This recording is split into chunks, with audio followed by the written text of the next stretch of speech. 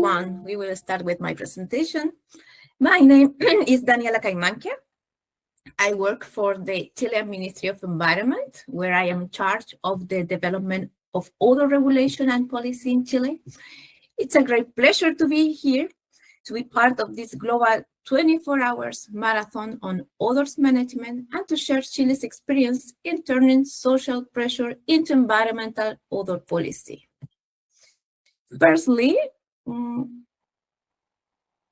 I like to mention there is a specific noise, light, and odor pollution department at the Chilean Ministry of Environment, which deals with these issues that affect communities. The conflict that triggered odor issue in Chile was the Freirina case. Freirina is a town in the north where there was a swine facility that started causing extreme odor annoyance. Freirina hosted what was then the largest swine facility in South America, planned for 2.5 million animals.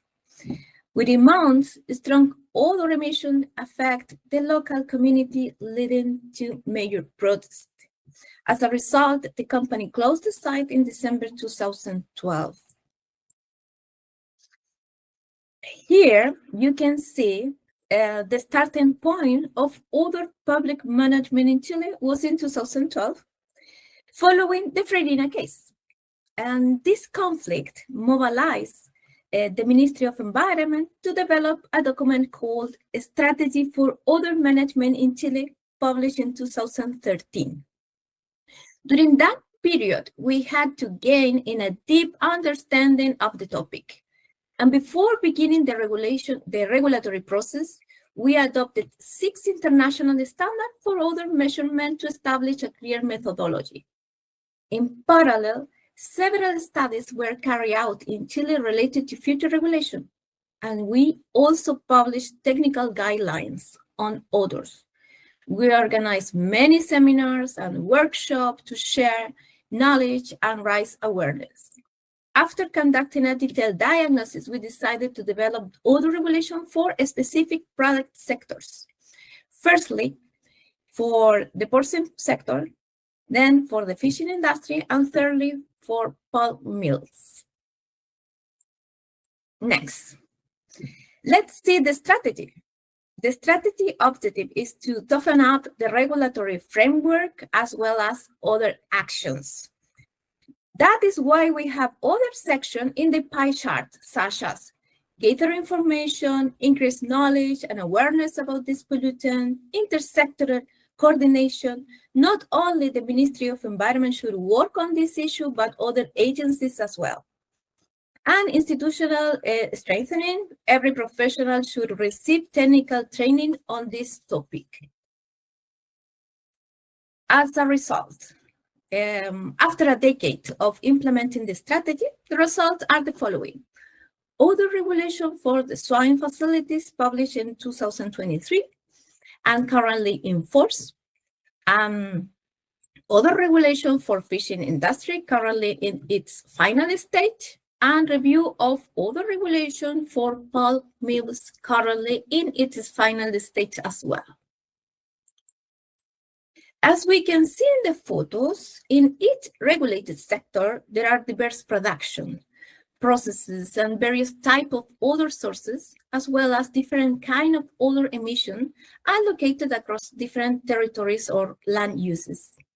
So, in Chile, odor regulations are designed for each sector, considering their specific characteristics and using a technical approach to meet the established limits. That is so important for us.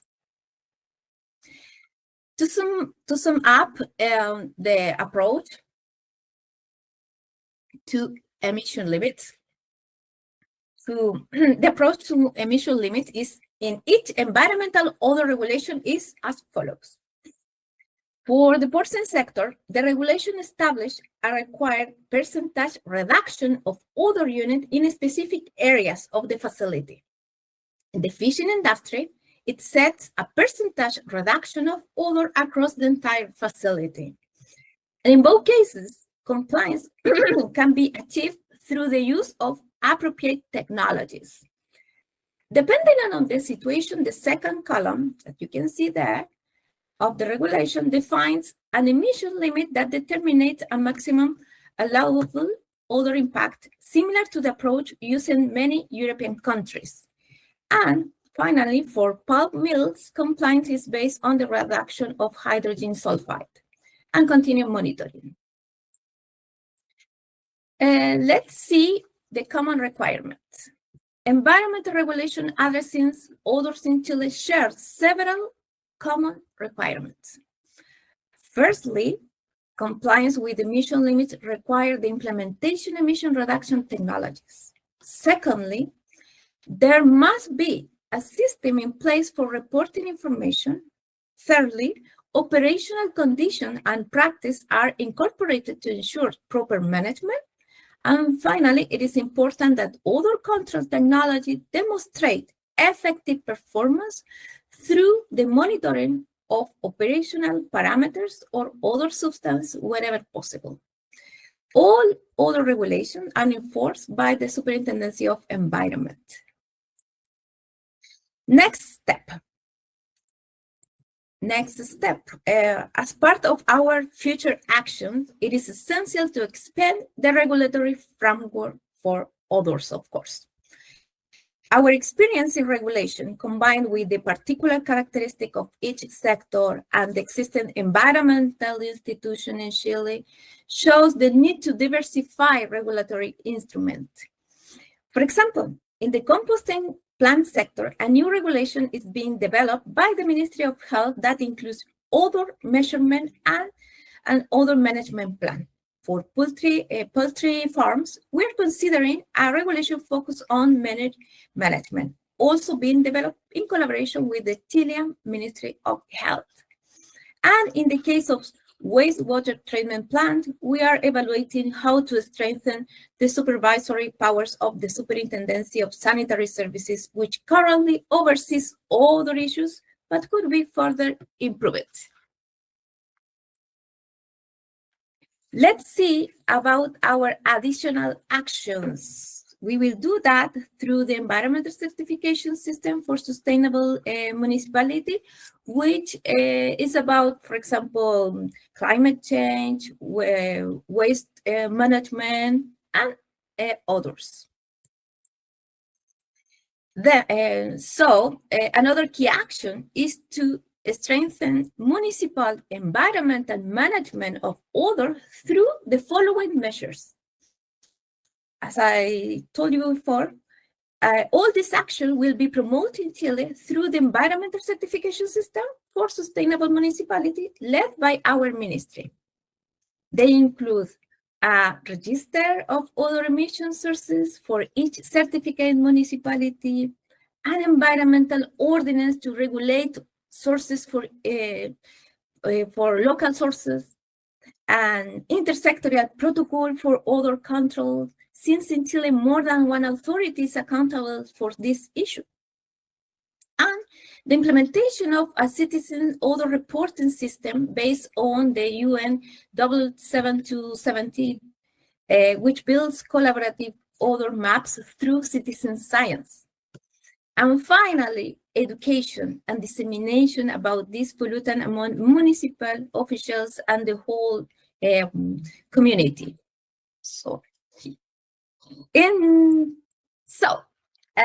Let's talk about our final remarks. In Chile, we made the decision to regulate odors in a way that reflects our national reality. And while environmental regulations are essential, they are not by themselves enough to solve such widespread challenge as odor pollution. It is therefore important to complement this regulation with parallel action. As for us, it is very important to improve local action through the municipal management in order to improve, of course, the quality of life of the people. Thank you very much, indeed, for your interest in our work.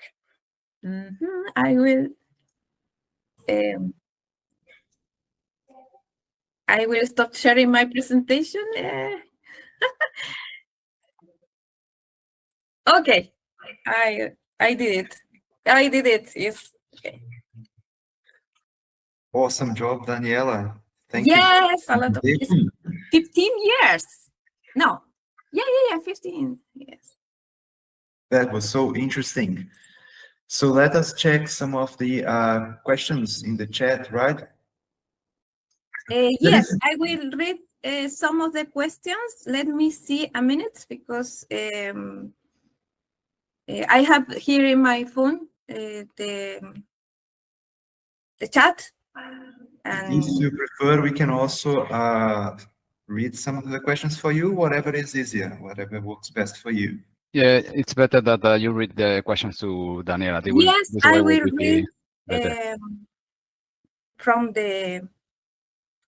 I was reading. Daniela, leave the moderator to make you the questions. Otherwise, you will Okay. not have any Yeah, problem. because I can see the.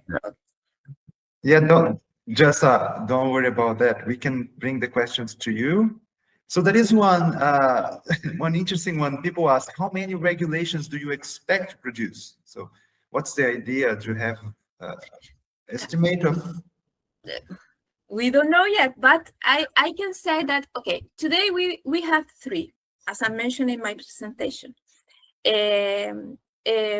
As I show you, our next step is to work on other 3 sectors. However, in the future, we will see which one is the problem, for example, in some sector, and which could be the solution for this sector. Then it's impossible to say how many regulation we will have in the future, but we can say that we are evaluating for the 3 sectors that I mentioned. For example, the composting sector, a plant, the poultry farms. We have many problems with this area, and the wastewater treatment plant, of course, that we will work. I think that next year we will focus on this sector next year. Yes. And I can see other question now. I can read some question if you. Can I suggest another one, which I think of course. It's right on the spot. So Jimena is asking if you could delve deeper into the management in municipalities, the odor management in municipalities, because that seems to be an interesting aspect of your policy. If could you repeat the question? If you can tell us more details about the management in the municipality. Yeah, I like to talk about this. An interesting point in your policies. I like to talk this because you know that as a policymaker, people think that we are doing just regulation, and of course that is important to do regulation, but it is important to have other action as well. And for us, it is so important to strengthen municipal environmental management of odors. How we will do that? With a set of actions. It's not just one. And for example, we are working today with 2 municipalities here in Chile. And we already have some education and dissemination of with these municipalities. And for sure, we think that the first step for the municipality is to have a register of odor emission sources in the community. That, for us, is the first step. And we are working on an ordinance to regulate odor at local sources, because the odor is not just become from, it is from industries. Also could be in local sources, you know, small local sources. And other way that we can improve this local management in the municipalities is to have a protocol regarding to regarding to protocol for odor control. Because in Chile, more than one authority is accountable for this topic. then the municipality has to know who has to control if they have some problem. There are many authorities who is working on that. And of course, we want to work on citizen odor reporting based on the Spain standard, UN 77270, with collaborative odor maps through citizen science. For sure, we will see how, but for sure, we would like to implement this standard.